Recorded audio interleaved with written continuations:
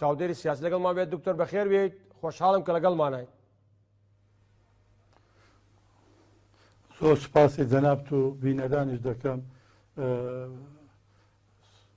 زۆر سپاس دکتۆر جەنابتەوە دەستی پێ دەکەم. بێگومان ئەگەر ئێمە بڕوانینە ئەزمموی سیاسی ئەزمموی دیموکراسی عێراق لە سازدانی هەڵبژاردن دەبینین لە 2003ەوە تاکو ئەمڕۆ هەموو هەڵبژاردنێک جیاوازە لە هەڵبژاردنەکەی پێشخۆی دەبین هەر جارێک و فراکسیۆنێک یاخود هاوپەیمانیەک سەر دەکەوێت هاوپەیمانیەکی جیاواز سەرکۆزیرانێکی جیاواز حکوومەتێکی جیاواز دەوەی ڕابردووە تا چەند ئەمە دەرخەری ئەوەیە کە ئەمڕۆ عێراق بەراورد بە وڵاتانی ناوچەکە بەراورد بە وڵاتانی ڕۆژهەڵاتی ناوەڕاست لە ئەزمموی دیموکراسیە سەرکەوتوو بووە و دیموکراسی عێراق ڕۆژ لە ڕۆژ گەشە دەکات.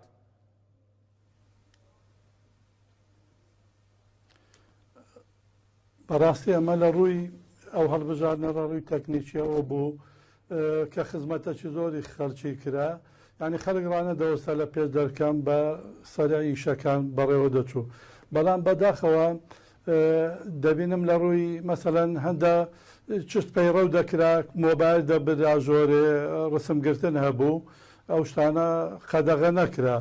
دوایە دیموکراسیەت کە لە عێراق مەسەلەمە پەیڕەوی دەکەین ڕێژەی 56 لە سەتا بەشداری کردیا، ئەنی 44 لە سەتا بەشداری نەکردیا. خۆزگە هەموو عێراقیەک بتوانی بە بەشداری بکە. لێرە هەڵبژاردن و سەرکەوتنی دیموکراسیەت بەوەیە کە بەرهەمی هەبێ، بەرهەمەکەش لەوەیە کە حکوومەتەکی باش پێک بێندرێ خزمەتی تەواوی خەڵکی عێراق بکە، نەک حکوومەتێک لە ئەساسی تەوافق و شەراکەت پێک بێ لە مابەینی حزبەکان. چکە دوو جۆرە مەسەڵەن لە نیزامی دیکتاتۆری یەک حزبیان یەک شەخص سەروەتی و سامانی وڵاتەکەی دەباتن بە کەیف خۆی بەڕاستی بەفی ڕۆی دەدا، خەڵکیش برسی دەبی لە وڵاتەی دائیمەن پەنا بۆ چەک دەبدرێ.